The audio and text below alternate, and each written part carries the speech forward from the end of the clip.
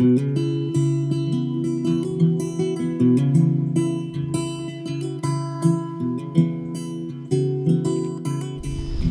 this big tub here is what I use to mix all of my soil in once the compost has been created inside the greenhouse. So in this tub is a lot of the compost that came out of these blue tubs from last winter's garden. I want to recycle that because a lot of these had red wiggler worms in them that I didn't really realize were there. So all this goes into this tub. I add compost, I add azomite, I add green sand, which are all rock minerals, some nitrogen organic fertilizer into this. I mix it all up, and then it's a little bit crude, so what I do to screen this for my seed trays is I either run it through a hand sieve, which this is basically an old fry cook device out of a restaurant, but it's got all these holes in it. It works really well, and it creates really fine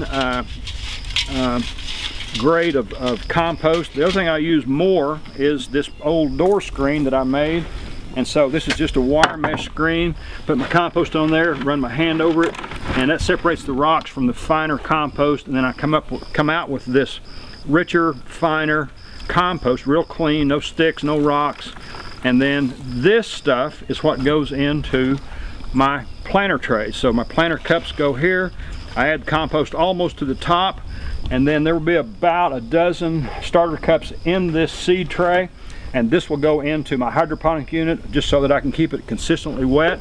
Then once I get my compost wet, then I add my seeds to that, settle everything in, and I try to mimic nature in terms of how I apply my seeds to the soil. So if you think about a plant growing in the garden, if you didn't interrupt that plant, the seeds would fall out of the seed head onto the ground, and then Mother Nature would take over. So either rain or wind or a little bit of earth shift or the dirt shift would settle those seeds in about 1/8 of an inch, 1/4 of an inch, that sort of thing. So try to mimic nature when you're planting your seeds.